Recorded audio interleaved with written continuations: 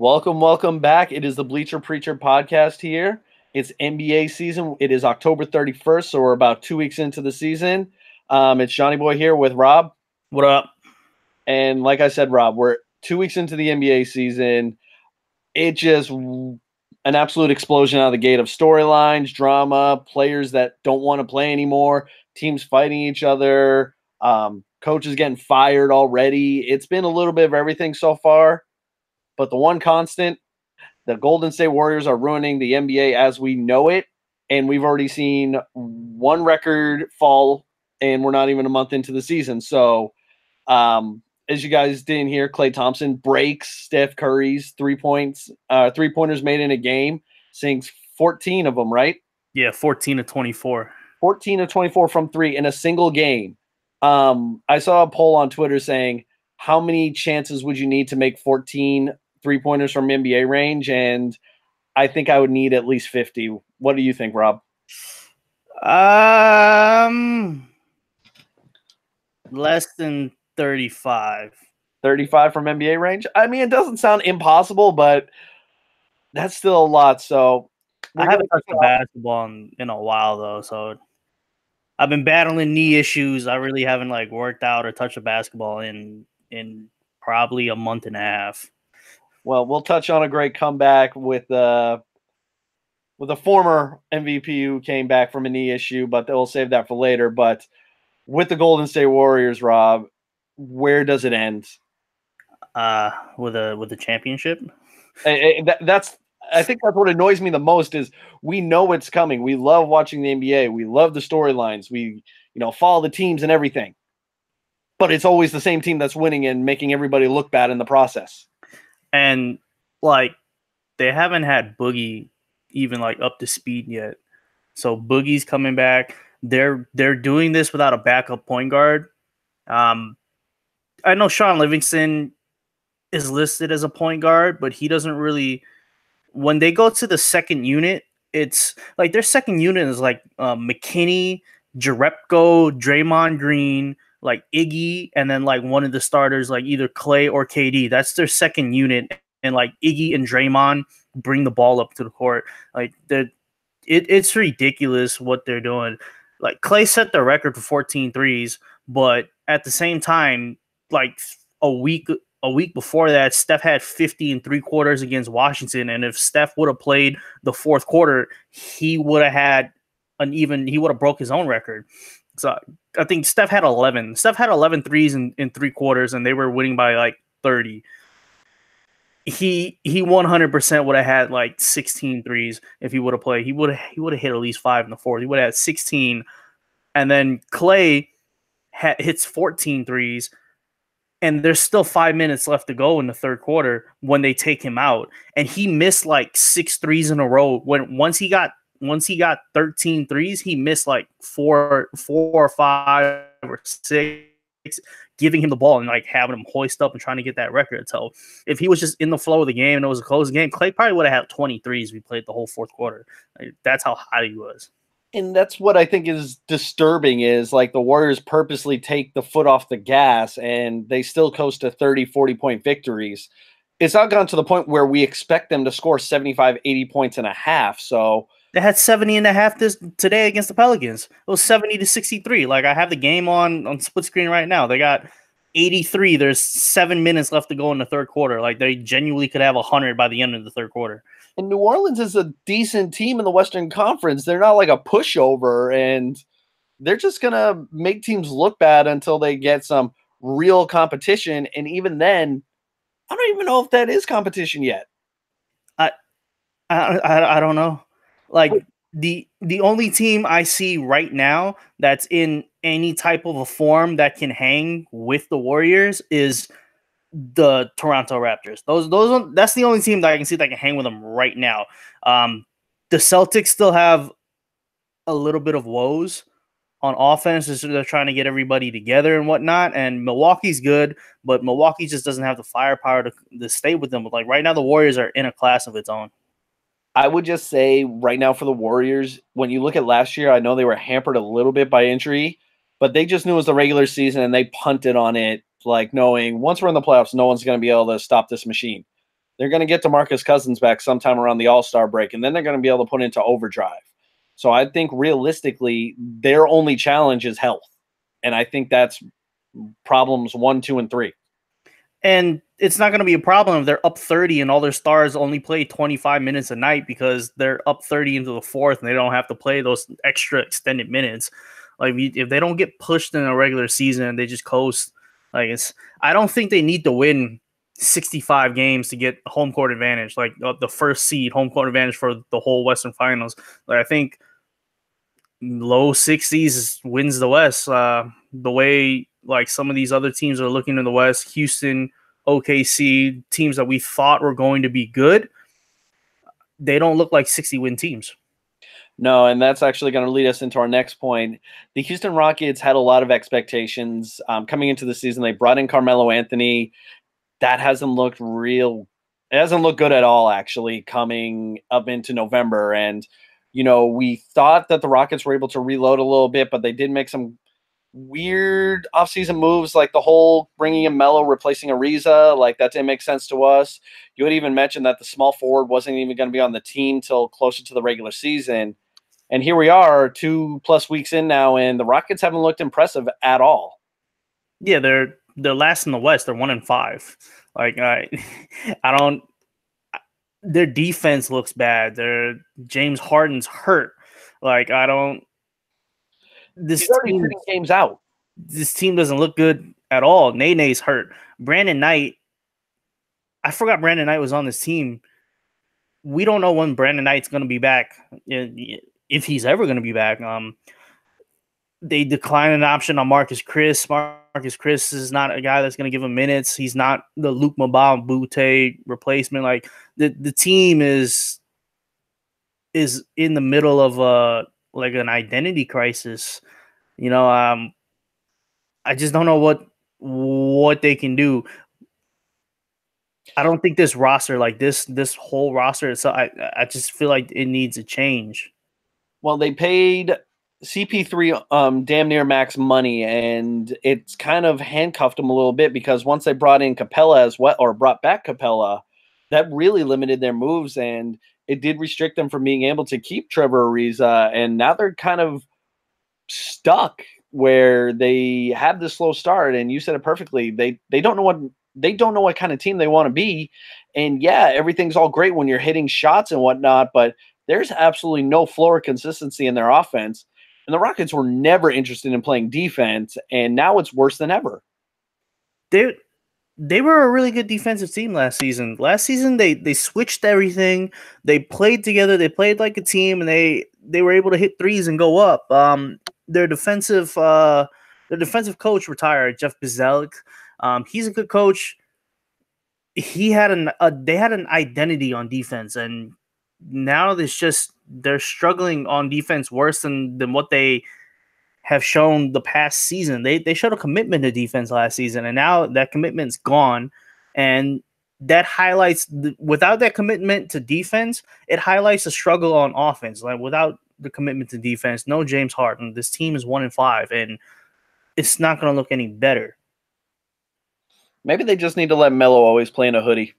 That's the only adjustment I think they can make. But luckily, it's still a long season. There's still a lot of time to figure this out. But I don't think you want to fall too far behind in the West because there's a lot of up-and-coming teams that we mentioned in our preview episode that, don't let these young teams get hot and start, figuring things out because, a team like Utah, they'll run you down.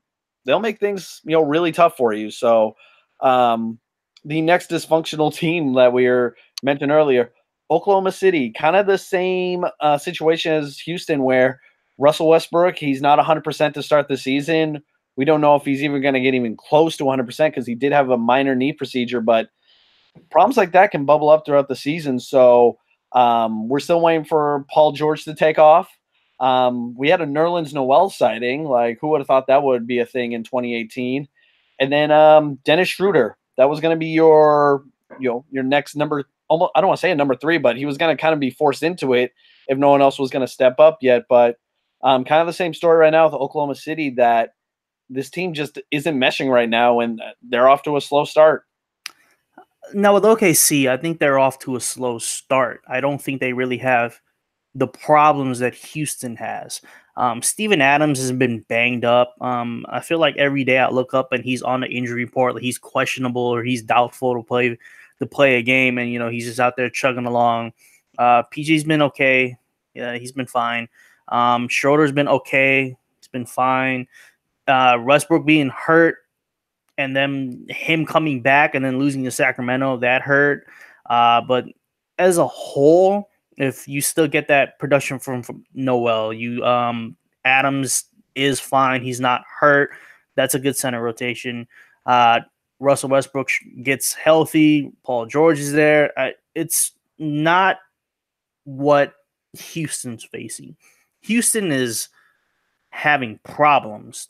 I think OKC is just having a bad start.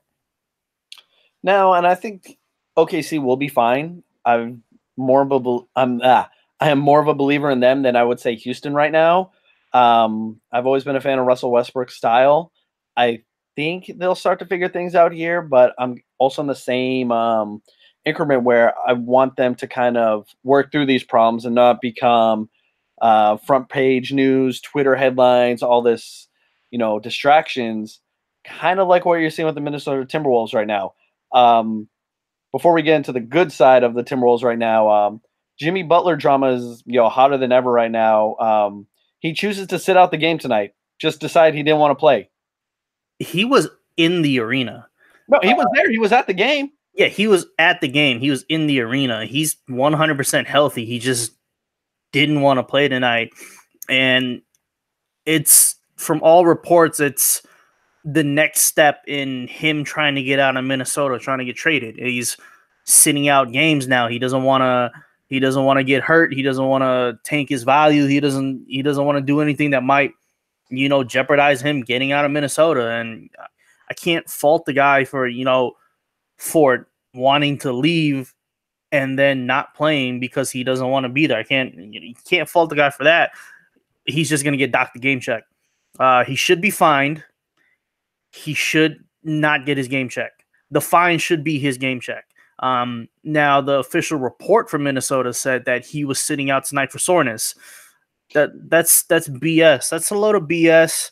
Call it what it is. It's Jimmy Butler not wanting to play, not wanting to get hurt, and he should be fined. He should be fined game check. He shouldn't get it. Now, it's also been reported that Minnesota does have a steep asking price for Jimmy Butler, which I can understand. Jimmy Butler is probably one of the 5 best guards in the NBA. He's a offensive superstar, defensive superstar. He does everything extremely well. He can make a contender into, someone who can push the Warriors. And one team that's actually been connected to Jimmy Butler was the Houston Rockets.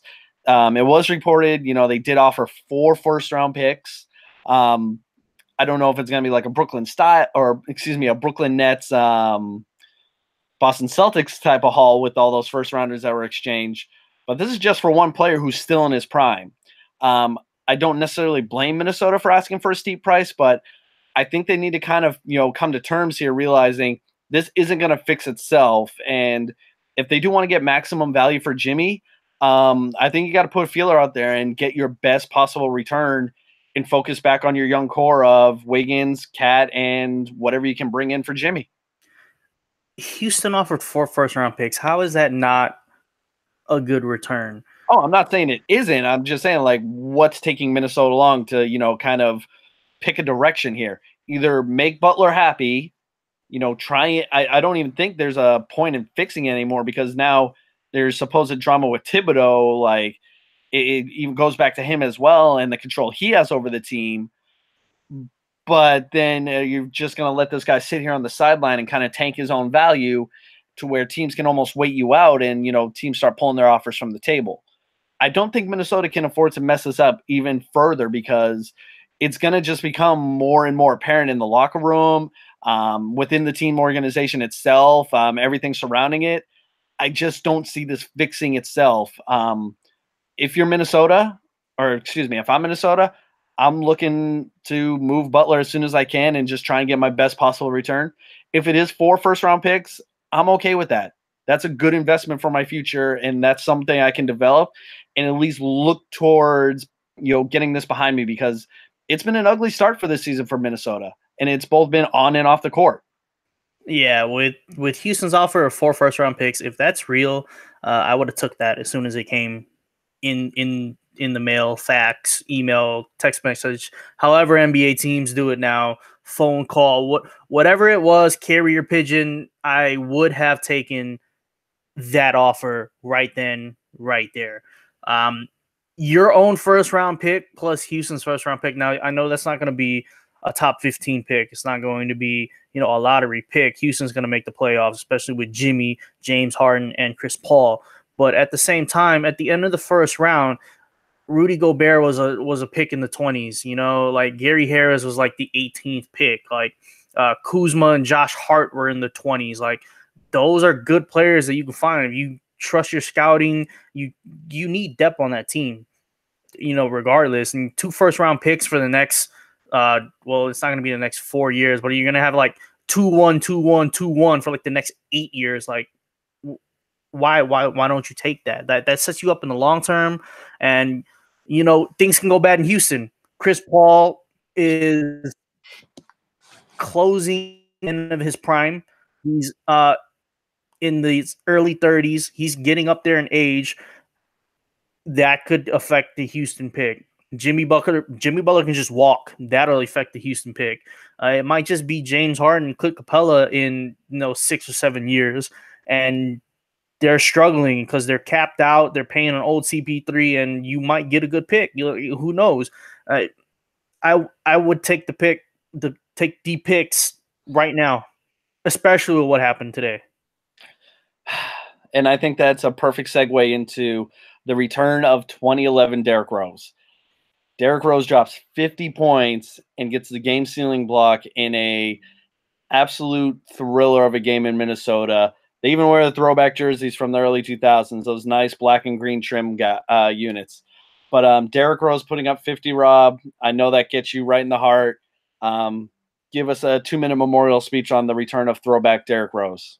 I mean, he was crying at the end of the game, and the reporter was like, Derrick Rose, how much does this mean to you? He said everything. He said, I worked my ass off, and, everything that he's gone through, you just want to see him succeed. Like, he was on the verge of retiring. He was like, I don't really want to play and mess things up to where I can't even play with my kids anymore. And, and he didn't retire. He came back. He put up 50 on Utah, and he put Minnesota on his back. It was a really close game. It went to overtime. It was 127 to 125 or 128 to 125 with a 50 piece. I mean, come on, Dad. You just love to see that from Derrick Rose. And this was a day after he was like, I want to win the 6th Man of the Year award too. So, this is going to help his case. And not only is it going to help his case, I think it's going to be a good reminder that he was an exceptional talent when he was healthy. I think he still has that basketball talent in him. I think it's just a matter of if his body can hold up. Lord knows how is he going to feel in the morning? Is it just going to be a double ice packs on the knees? Shoulders are feeling a little rough. Back, everything. I'm hoping that we at least can see consistent Derrick Rose this year. He's gone through, like you said, he's gone through hell and back just trying to get onto an NBA court. So the dream isn't dead yet. D Rose is still very much alive, and it could be the bright side for Minnesota this year of having a veteran D Rose kind of, rescue the season. And don't rule it out yet. He looks better. So he looked better this season right now, the first week of the season. He looked better than the D Rose that was in New York. He looked faster. He looked more agile. He looked more bouncy than New York Derrick Rose. He looks a hell of a lot better than Cleveland D Rose and last year's version of D Rose and his 3-team stops and whatnot. He looks a lot better this season than he has in years. He's still not prime D Rose. Prime D Rose is on a level that only a handful of guys can reach athletically. So he's never going to be there again. But he looks better than the past 2 or 3 years. So, he's healthy. He looks good, and he's passionate about going out there and getting stuff done. He got it done tonight.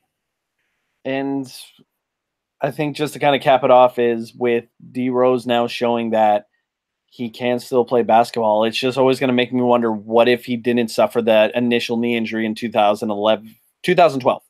11, 12.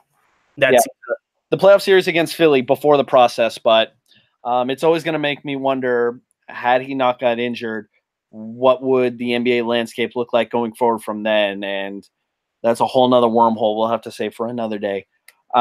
Just to kind of keep things going on the side of the Western Conference, everybody's favorite team to talk about, the Los Angeles Lakers. 3 games into the season, and they're already throwing punches with the Houston Rockets. Rajon Rondo and Chris Paul get into a little kerfuffle. That was more than a kerfuffle. Brandon Ingram wasn't taking no nonsense, and lo and behold, all hell breaks loose. Multiple punches thrown, suspensions galore, Twitter breaks for the temporary time being, and sometimes there's nothing better than a good NBA brawl because some of those guys really can't fight, and it's kind of hilarious. But when you get those guys who are about when you do get those guys who are about that action, Rajon Rondo, he's about all the action. So, Rob, just to kind of bring that all back to the point of the Lakers is we knew this was going to be a bit of a different experience. They bring in a lot of interesting personalities on short-term deals. You know, I just mentioned Rajon Rondo, but Lance Stevenson, JaVale McGee, who's actually having a pretty decent season, Michael Beasley, amongst others, to mesh in with LeBron and the kids. So far, it's had mixed results, but I think what we need to preach to Laker Nation is patience. These guys have only been playing together now for a couple months at most, so it is going to take some time to get used to. You know, we do have a lot of sophomores on this team too that are going to have to find a way to fight around that, you know, sophomore wall. You know, we don't know what LeBron's going to be able to contribute on a night basis because we know that he is a superhuman with how his body is able to produce and carry him the way it does. And with that even being said, I think the Lakers are going to be okay in time, but to let things develop a little bit. This team, I don't know, man. They're good offensively. They have a lot of versatility offensively. There's a lot of really bad defensive. Like they're 27th in opponents' field goal percentage allowed. They're second to last in points per game allowed. They're allowing 122.3 points per game. Washington is 30th with 122.4. So that's pretty much even. You know, it's 0.1 points per game between the Lakers and Washington. Now, granted, the Lakers are scoring like 119 a game, and they're like 4th in the NBA in scoring per game, but you can't allow 120 per game and think that you're going to have a winning record, and they're 2-5. So, you know, it defensively is where things need to change. I think offensively they're fine. You know, with LeBron James and whatnot, they're fine. Defensively, they should not be playing Kuzma at the center. That definitely should not be it. Kuzma apparently has a very horrible net rating with him at center. So Mo Wagner was supposed to be back tonight. Hopefully he gets him some minutes. But right now, JaVale McGee has had a really good start to the season. The thing with JaVale McGee is you really can't play him more than 25 minutes a night, and that's even stretching it. He has been playing 25 minutes a night, and 25 minutes have looked good. With the Warriors, you know, he only played 15 minutes a night, and the first sign of old JaVale coming back, JaVale, you know, they just called a timeout and took him out the game. So they need to find a center. I don't know where they're going to find a center, but they really need to find a center. KCP minutes, he really should start and continue to deteriorate. Lonzo should be starting instead of Rondo. I like Rondo coming off the bench with the second unit. I like Josh Hart. Josh Hart's a hooper. Josh Hart should be coming probably off the bench too. I would start Ingram at the 2.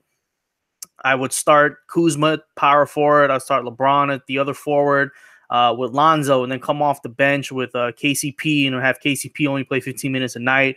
Come off the bench with Josh Hart, and kind of I would stagger BI and LeBron's minutes as well. Have the ball in BI's hands a little bit more too, and find a center. I think they'll be fine. A lot of guys are talking about they'll challenge the Warriors in the West. They'll have a top 4 seed. I know some Laker fans that am friends with. That's their goals for this season. I think that's a little bit too far fetched. I had them finishing 6, and I think that's they haven't shown me anything to where I think they're going to be better than the 6. And the reason I'm kind of giggling at that is those are lofty expectations, because we were very surprised that LeBron chose to go to the Lakers in the fashion he did, because he was going to be restarting a little bit. He was going to be taking a step back. He was going to have to help build this team up. And that by going to the West, he was going to have to run into the Warriors a lot sooner than later. They see the Warriors in the first round. That's going to be over quick. Like, I know they're very confident in their potential and everything, but those are lofty goals to go head to head with that monster right now. They better hope they don't see the Warriors in the first round, because that means they're the 8th seed. So, I don't know. The NBA season is very, very long. We're an 1/8 of a way there. So, somebody might come out of nowhere. They might find the ghost of Emeka Okafor on the waivers, and he comes back and becomes Defensive Player of the Year. Like, things might happen. Who knows? LeBron might put on 30 pounds and grow 3 feet, and he ends up being the next version of Shaq. Like, things could happen. Can't rule it yet. Can't rule that out. Just to kind of go off topic here, good friend of the podcast, Tyler Yost, reaches out saying, can we talk about the Knicks and how they basically beat the Warriors until they had to play the fourth quarter? Yeah, KD had 25 in the fourth. I was going to say, do we not remember every time Kevin Durant goes to New York City, magic happens? I'll always remember the Rucker Park game. So legendary. So New York really threw out a lot of ammunition trying to recruit KD. There's a lot of love in New York for KD. They really think they got a chance at him. There was they dug up all of Kevin Durant's old tweets and how he loves Ashanti and whatnot, and they had Ashanti. They either have Ashanti perform at halftime or they had her music. She did the anthem. Oh, she did the national anthem. Wow. Yeah, so she was in the building. So they really reached out hard and trying to sell KD and come to New York. I think it's even wilder that this was the same chase they did with LeBron back in 2010. That, the Knicks, I don't know where they get this idea of, yeah, you're New York City, but your franchise is still an absolute train wreck. Like, your owner's an absolute jackass. You guys haven't had a draft pick hit in probably the last 5 years outside of Chris. Yeah, I was going to say, come on, Kristaps. Who is right now down with injury. You have high hopes about this Kevin Knox kid, but right now he's down for a little bit.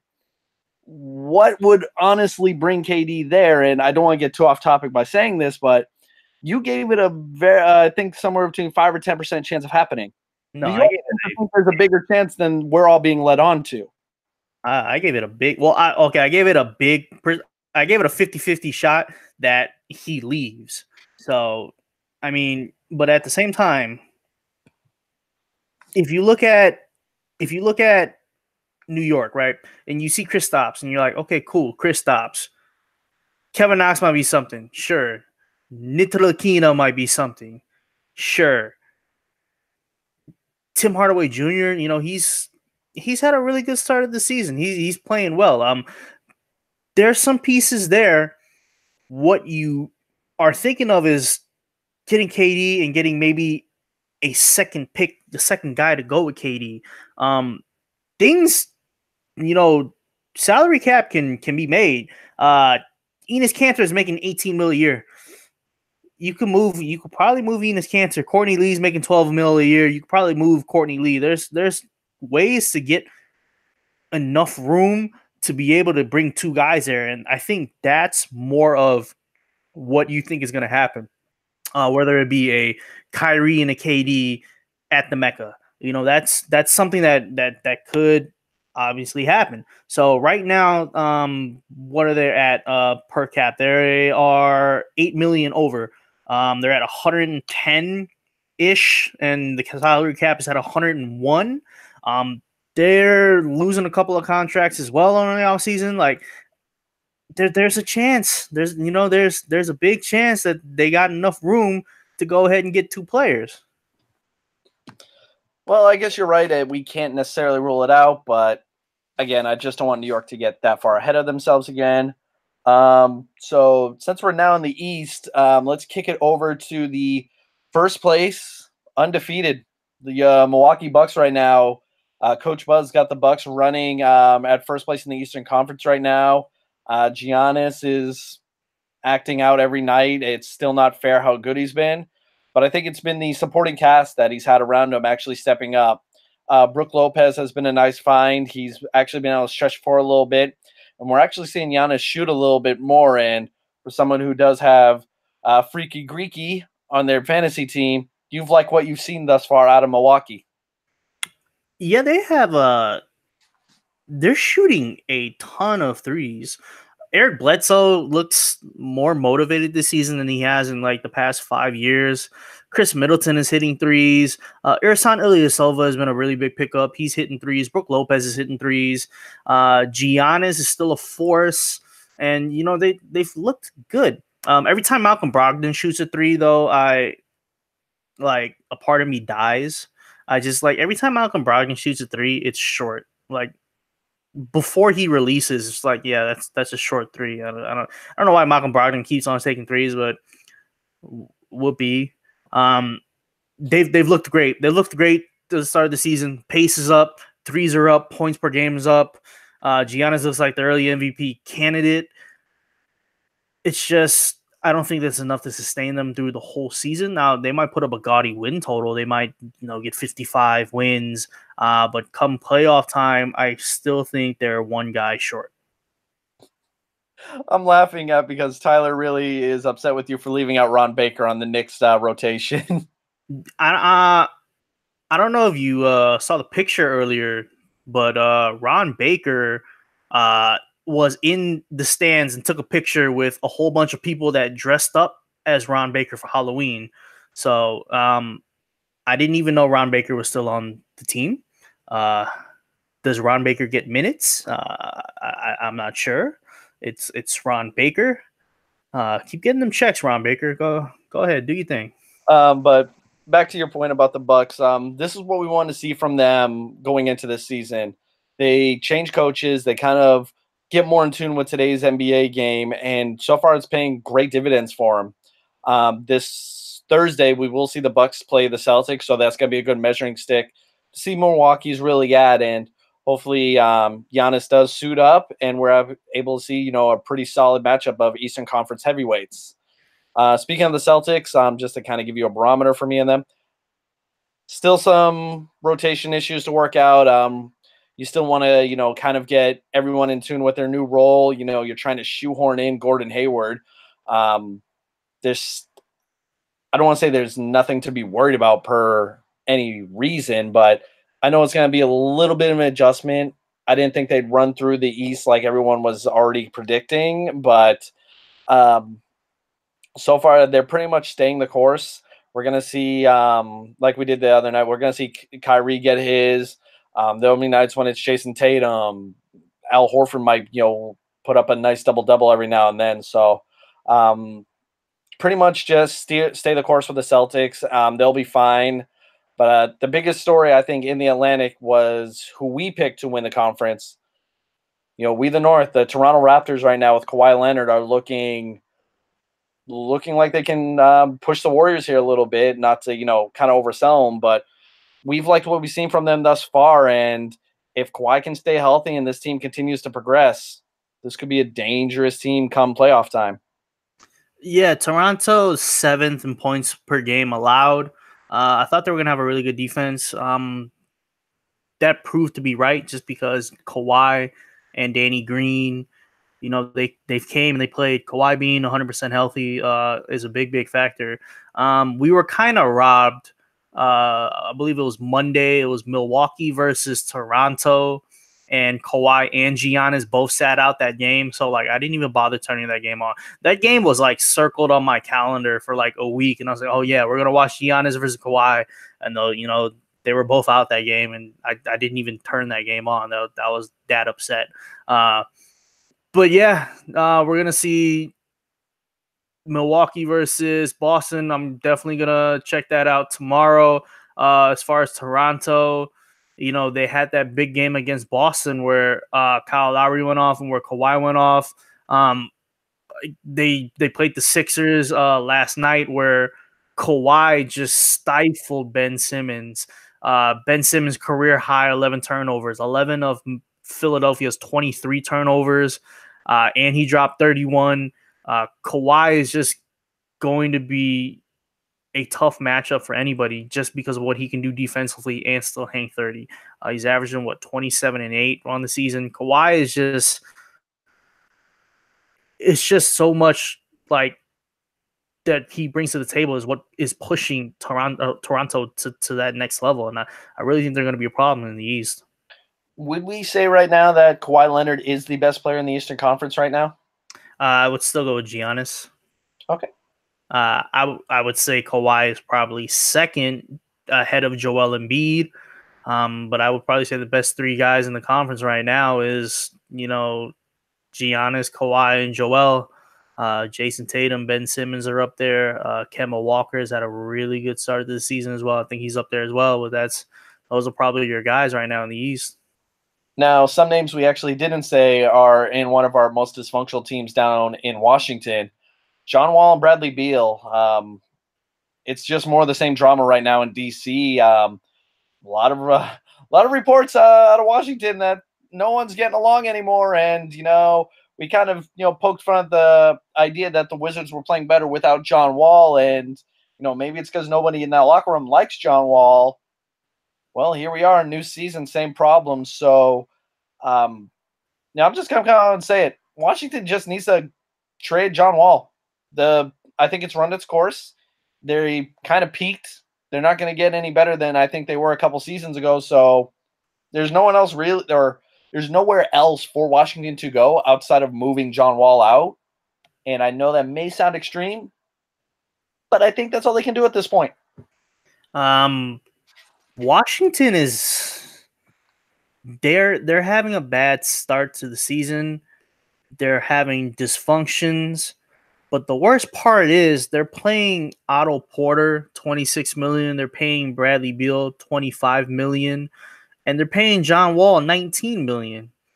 You're paying 60, almost 70 million for three players, and the salary cap's at 101. You're paying Austin Rivers $12 million. You're paying Jan Mahimi $15 million. That's another 27. They're 5 players, $100 million, and you can't win with that. You can't spend your whole salary cap on 5 players and expect to be good, especially with those 5 players being Austin Rivers, Jan Mahimi, Otto Porter, Bradley Beal, and John Wall as your 5 most expensive players. Like that doesn't work at all. Washington's probably going to go into a big decline because the only way I see them coming out of this is really just blowing it up. I think we're close. I think we're close to the John Wall, Bradley Beal, blow it up. I don't know who they keep. Like Otto Porter making $26 million a year. He's a good player. He'll help a contender. He's a do everything. He can shoot threes. He can defend. He's good, but he's not worth $26 million. If Otto Porter was making $15 million, then yeah, sure, that's fine. But he's making 26, so he's a little overpaid. I don't know if they're going to be able to move Otto Porter because he's making $26 million. I'm sure you can fetch some stuff from Bradley Beal. I'm sure you can fetch some stuff from John Wall, but you know, who are you going to get? You're going to send John Wall to Minnesota and get Jimmy Butler? Jimmy Butler in another dysfunctional franchise? How long is it going to take before Jimmy Butler wants out of Washington? You know what I'm saying? Like, what can you realistically get for John Wall or Bradley Beal?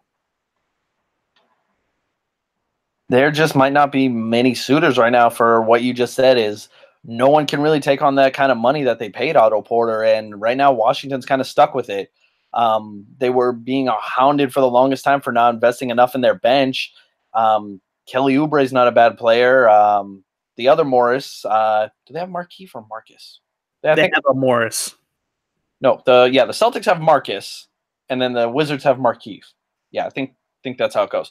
But even then, I just don't. I have to agree with you there. I just don't see a real roadmap for Washington to kind of figure this out, because I don't think anyone in the NBA necessarily wants to take on that kind of player and money and know that he kind of really maxed out his talent. So for Washington, they kind of have to just come to terms with some things and realize it ain't going to work no more, and it's time to move on from this core. I think they reached the Eastern Conference semis a couple seasons ago, but since then it's been underwhelming first-round exits. And John Wall and Brad Beal might help a contender, but with Golden State and how good they've played, it's like, who's going to realistically go ahead and go out and trade for a John Wall or Brad Beal? So Milwaukee, maybe, they might go out and like a John Wall might help, but like, would you want to swap John Wall for Eric Bledsoe, knowing John Wall is making more money for a longer period of time than Eric Bledsoe? Maybe not. Maybe Brad Beal. Yeah, Brad Beal might interest you. Philly might take a run at Brad Beal, but like, who would you get back from Philly for? Like, maybe a Dario Saric, somebody like that's young enough, that's cost controlled enough, that might help you, sure, but you're not really getting that much salary cap relief because both those teams over the cap. It's like there's not a lot of contenders out there. There might be 4 teams really out there that might be aspiring to win a championship this year, and they're tied up. Like, who's Houston going to give up for a Brad Beal or a John Wall? They already have James Harden and Chris Paul. So John Wall is not going to work on that team at all. Brad Beal might help, but there's not really salary relief there for Houston as well. There's not really a lot of expiring contracts unless you want to take the albatross that is Ryan Anderson's contract and maybe try to get as many first-round picks as they can. It's like, no, I guess if I'm Washington, I go to Houston and I go, hey, I saw what you offered for Jimmy. How about you offer that for Bradley Beal? But Washington's in a bad way. I just don't know where they're going to go from here. I would have to play around with the trade machine, but in a perfect world, I'd love to see Bradley Beal end up in Oklahoma City. I don't know how it would work. I don't know if it can even work, but I think that would be a nice little core for them. It would have to involve Dennis Schroeder. Dennis Schroeder's 15 mil and Andre Robertson's 10 mil equals 25. So that would equal Brad Beal, and then you probably like throw in a couple of first. But like, if you're Washington, what are you going to do with Dennis Schroeder and Andre Robertson? No, that's the thing. You're not doing anything. I think that's when Washington comes to terms. Like, I don't know the years left on Brad Beal's contract, but at some point, you're not going to. I don't think he's going to want to resign. So I'm not telling him to settle for just any old, flip and trade or whatever. But like I said, that's just my perfect world scenario. Just to kind of wrap things up on Washington and the rest of the Eastern Conference, not a whole lot to get excited about right now outside of the teams we had already mentioned. To our credit, Brooklyn is looking pretty solid so far. And, your guy Spencer Dinwiddie hit another game winner tonight. So, again, salute to Brooklyn for trying to grind it out and get this thing turned around for themselves. Moving on, we want to do our little rookie report right now and check in on the big young guys right now in the NBA. Let's start with Luka down in Dallas. So far, he's looked excellent. I've loved what I've seen from Luka, and I love him on my fantasy team. I've seen a lot of Luka Doncic games. I saw the game against Atlanta. They lost that game, sure, but The Atlanta game, he looked good. He looked especially good in the Minnesota game. The Minnesota game is what kind of just really sold me. Like, yeah, he belongs here because he had like I want to say like eight in the fourth quarter. They were down, and he helped give them the lead, and he helped maintain that lead. And they went to him in crunch time, and he went out and he got buckets. He's already got that little old fashioned game where he can get by a defender, and when he's driving in the lane, he's probing. He's not 100% full speed to the bucket, but he's probing. He has a nice little floater. He's got a good enough touch on his passing. He's got good enough vision where I've seen him hit DeAndre Jordan on a couple of lobs as well. Luka, he's got game. He can shoot the lights out of the ball. He shot well from three to begin with the season as well. Luka has looked really, really good. And I think the one rookie he went toe-to-toe with was Trae Young, who we know Atlanta's not going to be an exciting season for them at all. They're probably going to be fighting for a lottery pick here this upcoming offseason. But I've liked watching Trae Young play. He brings it every night. He has that little bit of Steph Curry right now, and that, the panic dribble, chuck it up from three, and it hits nothing but net. So I know Atlanta's record isn't going to be the best to watch, but definitely give Trae Young a watch. He'll do you a service, and the kid can ball. I will give you guys that. I'll give you that promise. He will ball out. He's gonna have his struggles. There's gonna be times when the shot doesn't fall, and he's gonna have a bad game. But he's a really good ball handler. He's got a lot of wiggle in his game. And when he's on and he's hitting threes and he's hitting from 30 feet, he's going to be fun to watch. I think he's going to be good. I had some doubts about how well he's going to translate into the NBA just because of how small he is. But from what I've seen, he can finish at the rim. He's finished at the rim. I saw against the Dallas game, he was able to get to the rim. He was able to finish at the rim. He's been able to mitigate those size issues, and I think he'll be fine. At the very least, he's going to be exciting, and that's what Atlanta kind of needs right now, is somebody to rally behind.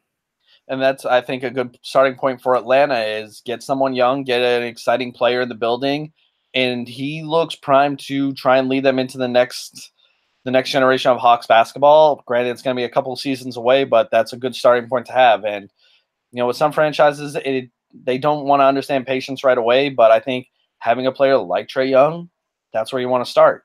Am I forgetting another rookie? DeAndre Ayton has looked spectacular with the Suns. In the same kind of situation, the Suns, again, they're not going to put up a lot of wins right away, but a nice duo of Booker and Ayton is going to be a fun watch, especially in the pick and roll game. He's already showing that he's going to be a problem in the paint because he is one of the most explosive guys I've seen at his size, and he makes it look so effortless. So he's averaging 17 and 10, but the biggest thing with him is he's shown a willingness to pass out of double teams, and he's shown a willingness to move the ball around as well. So he's averaging 3.8 assists, which is actually second on the team. He's the real deal. He deserved all the hype coming out of college. Defensively, he's still hit or miss, but going from probably being the most athletically gifted on the court, being the biggest guy on the court in college, to when you get to the NBA, and that's everybody in the NBA. We saw the first game, he had a really, really good game, and then the next game, Nikola Jokic, took his lunch money and had a triple-double while shooting 100% from the field. Like, that's going to happen. He's going to have some growing pains defensively, but offensively, he looks spectacular, and he's worth the price of admission. And I think, to the Suns' credit, he was the correct pick at number 1. So, again, Suns fans, patience. It's going to pay off. Let's just empty the bench here a little bit. Cavs start the season 0-6, and Tyronn Lue gets the can, which is kind of crazy considering Cleveland only lost one single player from last season, and now they can't win a single game. Or, excuse me, they have won a game. They are 1-6 on the year now, but Tyronn Lue already out the door. So Cleveland, off the finally done paying 2 coaches that were no longer in the building, that being Mike Brown and Dave Fizdale. No, not Fizdale. No, Blatt. David Blatt. Yes, thank you. Off of paying Mike Brown, David Blatt, now they're going back to paying, the rest of Tyronn Lue's salary and whoever decides to take that job. So Cleveland's got a Cleveland. The Kings actually look competent. Right now they're at 500 for the first time in God knows how long. I think they're 5-2. No, they've actually looked really good at times. For some reason, the Kings figured out logistical basketball, and it's kind of frightening. Iman Shumpert, he's actually hooping. Iman Shumpert's out there hooping. Well, it starts with DeAndre Fox. If you haven't watched any DeAndre Fox highlights this year, he is putting on a show every night, and he's starting to look more and more like a true young star coming up right now. So he could be something to watch. Yeah, Marvin Bagley's been okay, not really on the level of DeAndre Ayton, but Marvin Bagley looks like he's going to build to the future. He's shot okay from the three. He's not taking that many, but if Marvin Bagley develops a 3-point shot, he's just going to be unstoppable. His athletically, he looks like a top 1%er athletically wise in the NBA. Willie Cauley-Steins look good. Buddy Hield's look good. Nemanja Bjelic has looked amazing. Nemanja Bjelic is taking 4 threes a game. He's hitting half of them. He's shooting 54% from 3. Bjelic, it was the whole saga. Remember Bjelic, I think he signed for the 76ers, retired, got out of the contract, and then signed for Sacramento or something crazy. I don't remember exactly what happened to Bjelic, but he weaseled his way out of a contract, ended up in Sacramento, and now he's balling. I believe he was on the Timberwolves for a little bit, but yeah, and then he was a free agent. Yeah, the Timberwolves just weren't playing him at all, and for the time he was getting, he was actually producing, but just kind of got in the doghouse there and just found a new home in Sacramento, and lo and behold, he's taken off. Any other nuggets you got? The Bulls, Zach LaVine. Zach LaVine he's living up to his contract. Zach LaVine, I think, is right now is top 5 in scoring. He's averaging 28 per game. He's looked good. The Bulls have looked horrible defensively. Everybody's injured, so i.e. Klay Thompson's career game. Yeah, as long as the young guys develop and they lose games, I'm good. Get another top 5 pick in the building. Hopefully, RJ Barrett. That's the guy I'm rooting for. RJ, if we get an RJ Barrett or a Cam Reddish, I'm good. So I think that's all we really have thus far. And what's crazy is we spend this time talking, and we've only been in the NBA for less than 21 days. Yeah, we're an eighth of the season in. It's not even November yet, and we already had all this to cover. Crazy. It just nothing really beats NBA season when it gets going the way it has. Just tonight alone, there was over 6-7 games on at once, and yeah, you have Derrick Rose rediscover who he is, and there's a headline every night. There's a headline every night in a different place every night. I only had a gripe. I believe it was yesterday. It was either yesterday or Monday where every game finished and it was 7:30 and I was like, there's no more basketball on. What do I do with the rest of the night? So, I mean, other than that, and there was because I think there was a West Coast game that started at 5:30 and it ended and I was like, hold on, there's no West Coast games going on. I think it was the OKC game or something like that. But other than that, there's a new headline every night. There's good games every night, and nothing beats the NBA like that. Last point I want to make, and this is something I'm going to plan with you straight up. What is the NBA game we're going to this season? Because we have to see at least one, and there's plenty of venues to choose from that are in close vicinity. Phoenix. I want to see Phoenix, and maybe Portland. In Portland. Phoenix for sure. Phoenix for sure, because I know the tickets are going to be cheap and we're going to get a high-scoring game. Portland, I definitely want to go back. I definitely want to go to Portland, just the city itself and getting up to Northwest. Gorgeous. I will tell you right now, it's absolutely gorgeous up there. And don't worry, there's an employee store for all of us to enjoy. We probably skip Utah. Maybe Utah. There's not really much out there. We can see like the Jazz play like the Lakers or the Jazz play the Warriors. But at the same time, I could pretty much plan like a fishing trip and like start the trip with like the Jazz game, and then like the next day end up like on a river somewhere in a canoe fishing.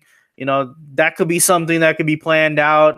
I'm actually planning for it right now. I'm gathering my supplies. I'm still trying to figure out which knife I want to buy. If I want to buy a nice big knife so I can process wood with it, or if I want to go with a knife and a hatchet combo to buck wood down. I don't know.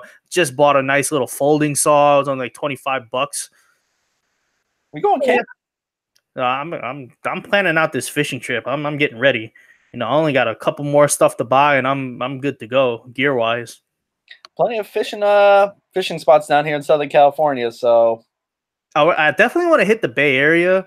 I don't want to pay for an Oakland game, but I definitely want to hit up the Bay Area, but not until crabbing season starts. I think crabbing season just ended. I think crabbing season ended the start of October. So that kind of sucks.